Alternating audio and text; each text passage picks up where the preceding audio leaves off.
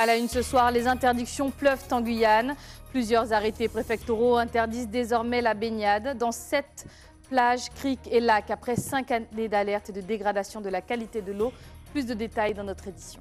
Les bus de l'RCT au point mort, l'UTG dénonce des décisions qui jugent abusives de la part de la direction et bloque le site. Conséquence, les usagers sont à l'arrêt au même titre que les négociations. Le sport pour tous est l'objectif du comité régional handisport adapté qui forme des professionnels et des partenaires associatifs à l'accompagnement sportif des personnes atteintes de déficience mentale. Nous les avons suivis. Voilà pour les titres. Mesdames et messieurs, bonsoir. Je suis ravie de vous retrouver pour cette page d'information que vous pouvez suivre en direct sur Facebook. Douche froide pour les amateurs de bains de mer et d'eau douce. La préfecture a fait paraître une série d'arrêtés interdisant de se baigner dans pas moins de 7 points d'eau répartis sur tout le territoire. Pourquoi tant de lieux de villégiature sont impropres à la baignade et jusqu'à quand cette interdiction court-elle? Les réponses dans ce sujet de Pierre Tréfou. Attention, baignade dangereuse en Guyane. En 2017, sur 20 sites analysés, seulement 2 ont une qualité d'eau conforme à la baignade. L'Agence régionale de santé tire donc la sonnette d'alarme, après avoir constaté pendant 5 années consécutives la détérioration de la qualité de l'eau de ces sites, dont l'origine reste encore inconnue. Il aurait fallu faire des profils de baignade et qui auraient permis, avec une étude d'impact, de connaître la nature de la pollution et de pouvoir y remédier éventuellement. Elles sont financées à 80% par l'Office de l'eau, mais aucune.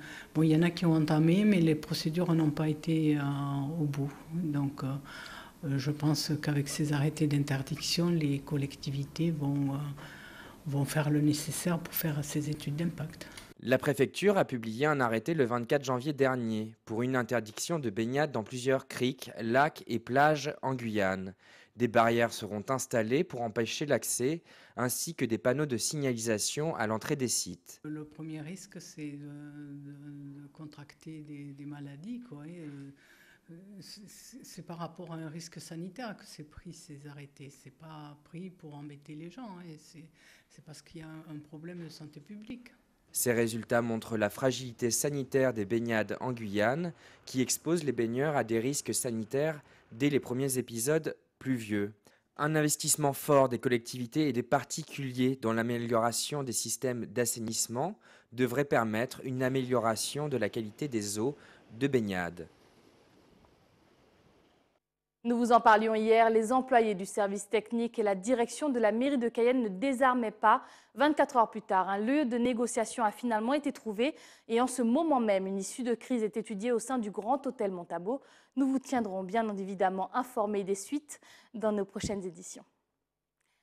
Le mécontentement des agents du service technique de Cayenne trouve écho chez ceux de la RCT qui ont bloqué ce matin l'accès au site. Quelles sont les raisons de ce nouveau bras de fer avec la direction? Les réponses dans ce sujet de Jonathan Lariot. Devant l'entrée de la régie communautaire des transports, un bus bloque le passage. Un acte de protestation des employés de la structure qui revendiquent l'embauche de 2 agents dont les contrats aidés sont arrivés à expiration. Le principe du contrat d'avenir, 3 ans, avec des aides de l'État. Et puis à la fin, une embauche en CDI. L'autorité explique qu'en fonction des éléments donnés par les managers, ils ne donneront pas suite. Alors que nous dénonçons depuis des années la mauvaise gestion des ressources humaines, les discriminations et les injustices. Donc nous considérons que finalement, elles sont assumées aujourd'hui. Après ce coup de semonce, une réunion entre la direction et les représentants syndicaux s'est déroulée en fin de matinée. Mais c'est peine perdue, après 2 heures de discussion, aucun compromis n'est pris des 2 côtés. Il n'y a jamais eu de dialogue social, jamais, aucun dialogue social.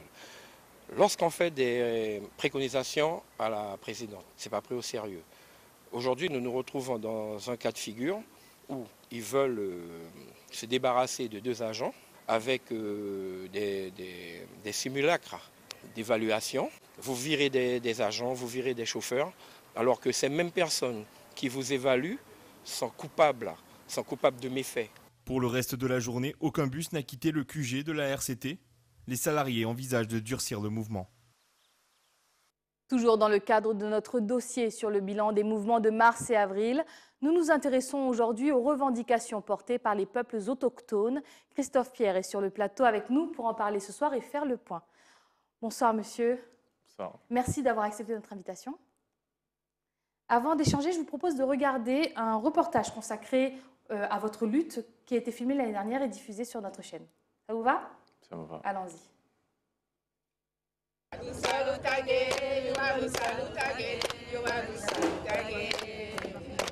Un chant symbolique avant de commencer.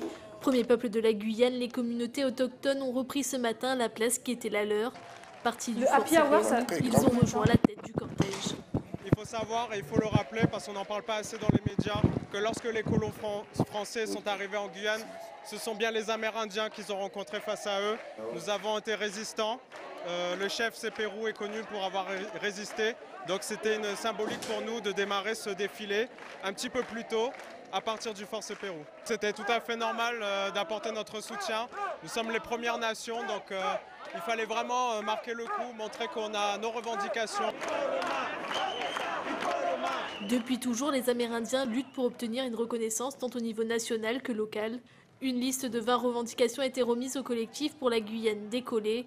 Parmi les plus importantes, le foncier. On a demandé la création d'un office foncier autochtone avec des représentants des autorités coutumières. Dis-moi combien de temps j'ai. Et l'accès à nos terres ancestrales. Nous sommes prioritaires sur l'accès aux terres et nous comptons le mettre en avant.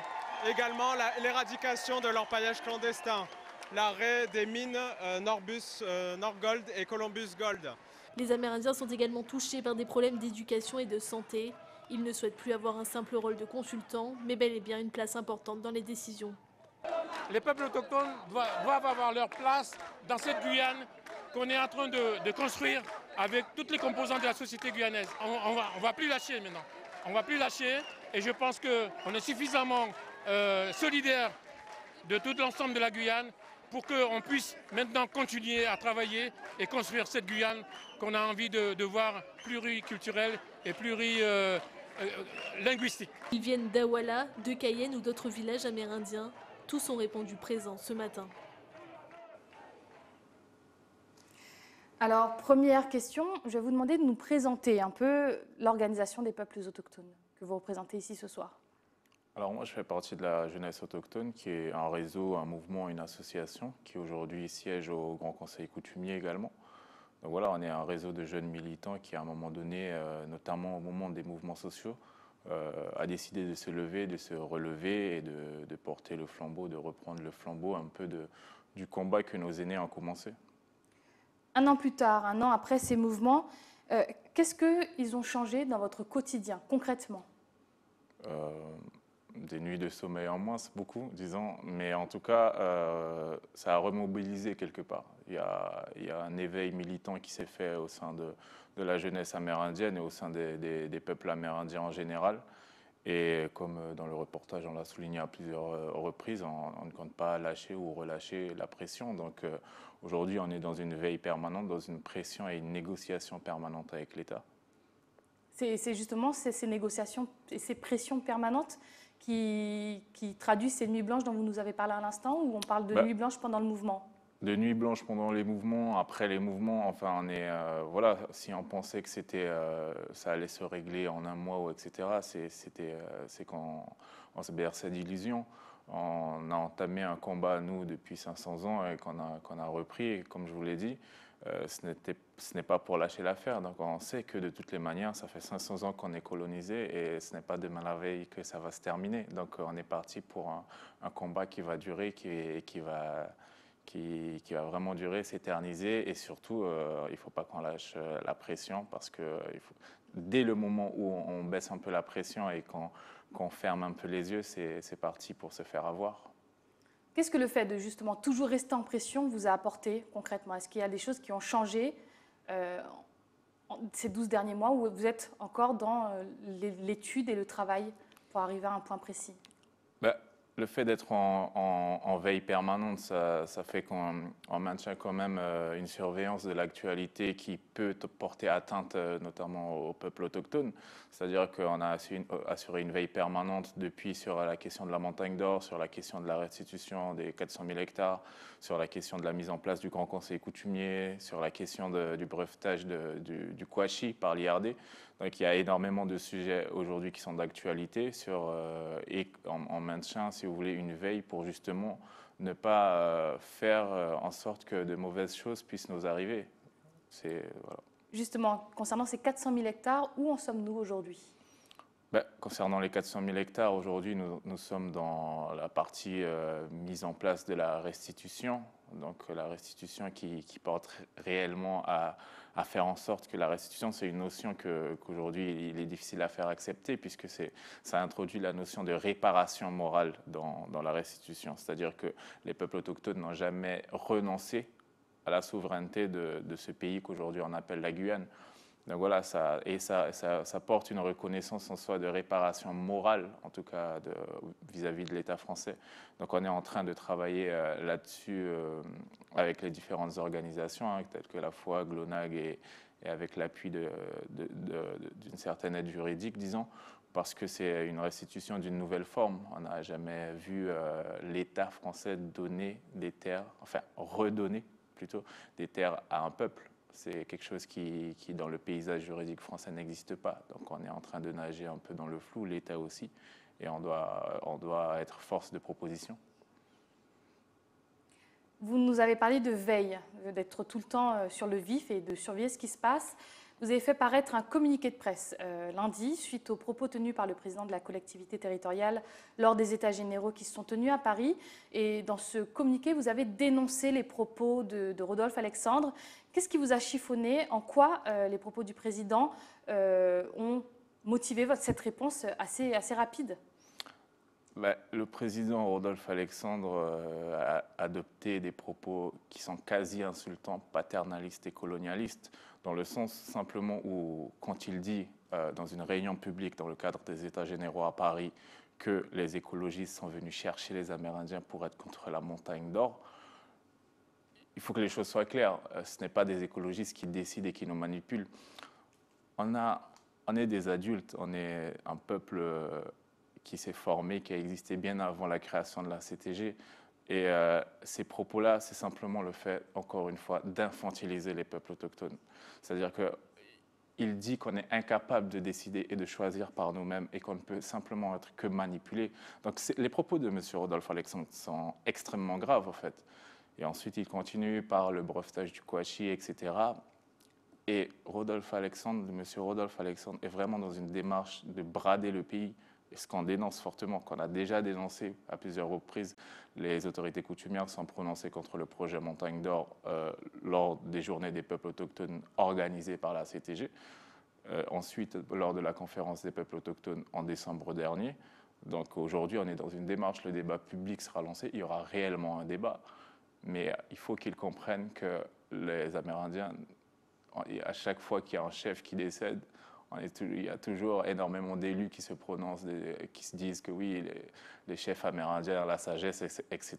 Mais quand on vous dit qu'un projet doit être rejeté, là, par contre, personne ne nous écoute. Donc voilà, il y a également cette démarche-là qu'on a dénoncée. Et le fait qu'ils disent que sur le site de la Montagne d'Or, il n'y a aucune communauté de vie amérindienne, il y a quand même un rapport archéologique qui aujourd'hui est consultable à la DAC, où il y a mention de 50 sites précolombiens à valeur exceptionnelle. Donc il faut qu'ils se remettent vraiment en cause à ce moment-là. C'est-à-dire qu'il y a vraiment des propos qui ont été durs et c'est pour ça qu'on exige une audience et également des excuses. Donc vous attendez des excuses, peut-être une explication, puisque les propos ont peut-être été sortis de leurs propos. Ce sont des échanges que vous avez déjà eus avec M. Alexandre? Vous êtes en profond désaccord sur ces points-là? Disons qu'on est en profond désaccord sur la méthodologie de travail et de collaboration qu'on peut avoir et qu'on ne peut pas avoir d'ailleurs en ce moment. Donc il faut savoir que Rodolphe Alexandre a refusé la présence de la jeunesse autochtone et de la FOAG, Fédération des organisations autochtones, qui sont les deux associations qui siègent au Grand Conseil coutumier, lors d'une réunion d'information sur le Grand Conseil coutumier.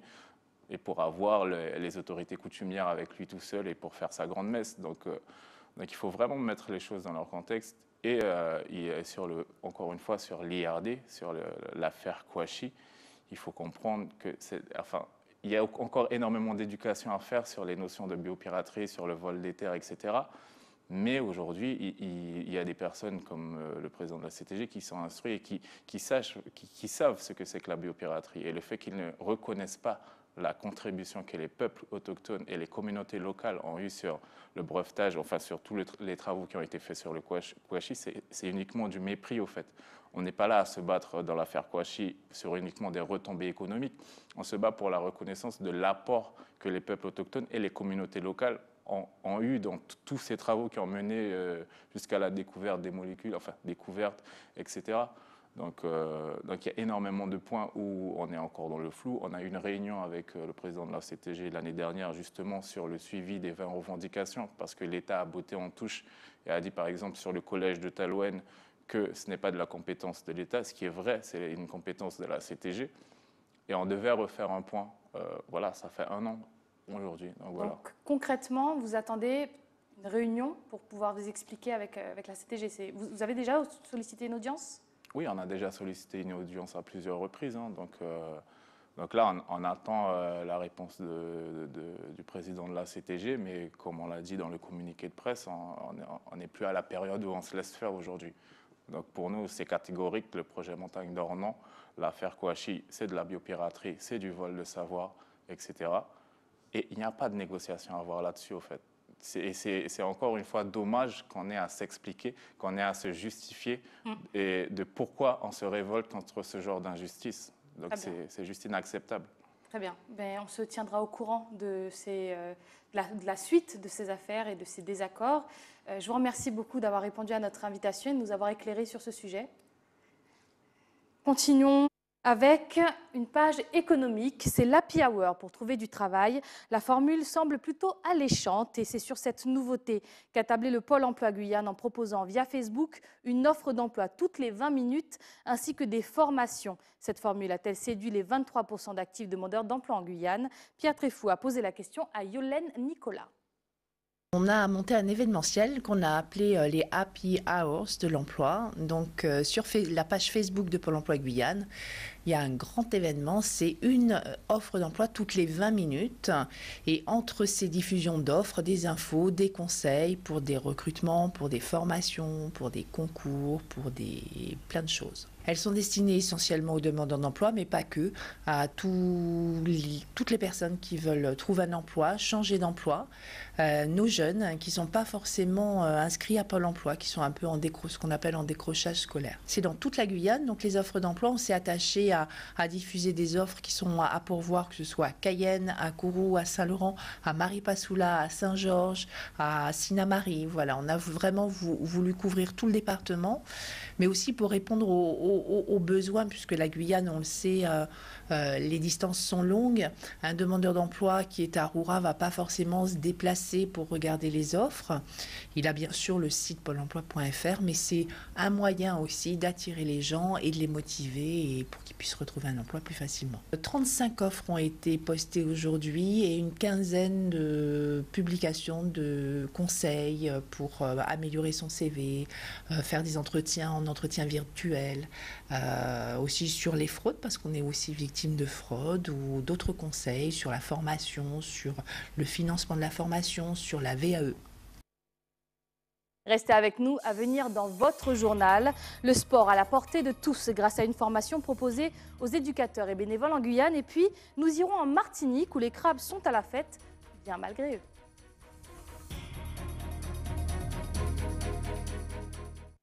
Mais avant cela, revenons sur l'affaire Gérard Joseph. Expulsé par les forces de l'ordre après 40 ans de domiciliation à la levée, le nonagénaire a pu dormir chez lui. En effet, l'huissier chargé de condamner les accès à vin oubliés. Pourtant, après une nuit passée dans son lit, M. Joseph a quitté une nouvelle fois son domicile afin de se poster juste devant l'entrée et ne pas faire obstruction à la justice. La procédure d'expulsion a finalement été ajournée, l'autorisant à réintégrer son foyer dans la journée.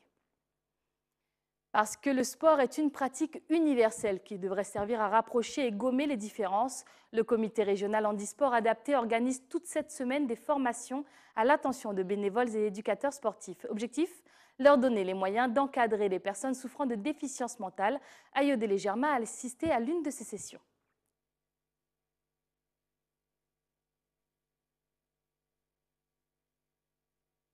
Petit impair technique, mais nous continuons en nous dirigeant vers la Martinique, où la chasse au crabe est lancée à quelques jours du week-end pascal. Encore vivant sur les bords de la route ou surgelés dans les grandes surfaces, chacun ses préférences. Un reportage de Marie Tricot et de Louis Sabas. À 12 ans seulement, Gerdy Lélie est tombée dans la marmite de Matoutou dès sa naissance. Aujourd'hui, son père chasse le crabe et c'est lui qui assure le nourrissage. Pour la canne à sucre, quand on la prend, on l'épluche avec un coutelas et on aura une peau, la peau blanche de la canne à sucre comme on la mange. Ils vont commencer à déguster, à manger et c'est surtout le soir parce qu'en fait c'est le soir que les crabes ils s'animent, on les voit le matin comme ça, mais le soir ils viennent tous sur les parois parce que c'est le soir qu'ils chassent en fait. Des fruits en guise de régime pour dégorger les crabes. Il faut compter 3 € pièce pour ce spécimen de terre et de belle taille. La crabière compte plus de 300 crabes. Ils seront tous vendus d'ici lundi. Josué, lui, passera la matinée sur le bord de la route à appâter les amateurs de crabes. Il faut essayer de mettre sa main entre les pattes de derrière et tu coinces entre les pattes arrière et puis tu arrives à les prendre sans qu'ils te mordent. Chez lui aussi, le crabe est une affaire de famille. Le fruit de sa vente servira à financer ses vacances. Il espère en vendre une trentaine aujourd'hui à 2 € pièce. Comme je pars en voyage, c'est pour avoir un peu de sous pour acheter ce que j'ai envie d'acheter, au lieu de demander à chaque fois à mes parents. Dans cette grande surface, les crabes surgelés ont été commandés dès le mois de juillet pour répondre à la demande. Plus d'1 tonne attend les clients qui veulent honorer la tradition tout en se simplifiant la tâche en cuisine. C'est déjà nettoyé, donc il faut juste l'assaisonner puis faire cuire.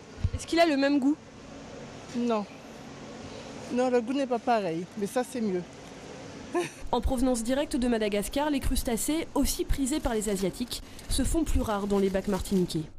Il y a quelques années de cela, nous avions des ventes qui étaient, on va dire, minimes. Au fil des années, ça a pris de l'ampleur et nous avons de plus en plus de clients qui demandent ce crabe. Mais c'est aussi plus cher. C'est aussi plus cher. C'est aussi plus cher, pourquoi ? Parce que le marché est beaucoup plus tendu, l'offre est beaucoup plus tendue par rapport à la demande chinoise qui est très très forte et qui prend quasiment tout le stock des Malgaches. Frais ou surgelés, verdict lundi dans les assiettes. Je vous le disais à l'instant, parce que le sport est une pratique universelle qui devrait servir à rapprocher et gommer les différences, le comité régional handisport adapté organise toute cette semaine des formations à l'attention des bénévoles et éducateurs sportifs. Objectif ? Leur donner les moyens d'encadrer des personnes souffrant de déficience mentale.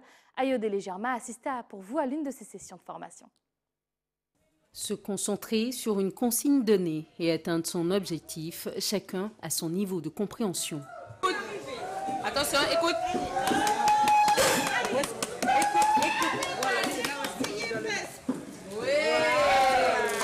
Cette pensionnaire de la maison d'accueil spécialisée Ébène est encadrée pour mettre en avant toutes ses aptitudes sportives. L'intérêt est de permettre à chaque participant de réussir une tâche avec leur propre capacité. Donc exactement. Donc son handicap, vous avez vu, je ne vais pas le dire en plus.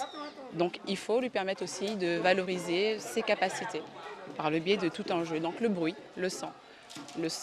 Depuis une semaine, une quinzaine d'éducateurs en club sportif participent à cette formation de 21 heures. Elle leur permettra de se qualifier à l'encadrement des personnes en situation de handicap mental et en souffrance psychique. Il y a à la fois une réflexion sur l'activité et aussi sur l'accueil d'un point de vue social des publics, puisque pour l'instant les publics n'ont pas accès à la pratique de par leurs difficultés intellectuelles et affectives.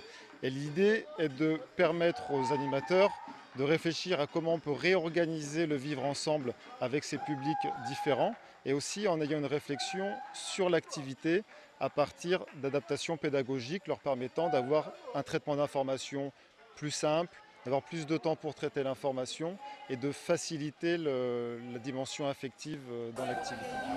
Cette formation a pour but notamment de permettre aux associations sportives d'accueillir des publics en situation de handicap. C'est le cas du club Assam de Makuria qui a ouvert en février sa section handisport. C'est important parce que ça va nous permettre de développer le sport adapté et l'handisport parce qu'il y avait un manque en Guyane. Et donc, moi, je remercie tous les bénévoles qui se donnent à ça et le comité régional avec M. Paulin, qui font le nécessaire pour que ça puisse se développer en Guyane. On a besoin de ça parce qu'il y a des structures, mais par contre, il n'y a pas les personnes sont calfeutrées dans les structures qui leur sont adaptées. Et nous, on va essayer de faire sortir ça. Pour clore cet après-midi riche en sport, rien de tel que de la musique pour adoucir. Ça leur donne de la joie, tout simplement, et ça apaise. Et ça adoucit les mœurs, comme on dit. La musique, de toute façon, elle atteint tout le monde. La musique, il n'y a pas de frontières, il n'y a pas de religion, il n'y a pas de tabou dans la musique, c'est ce qui est bien.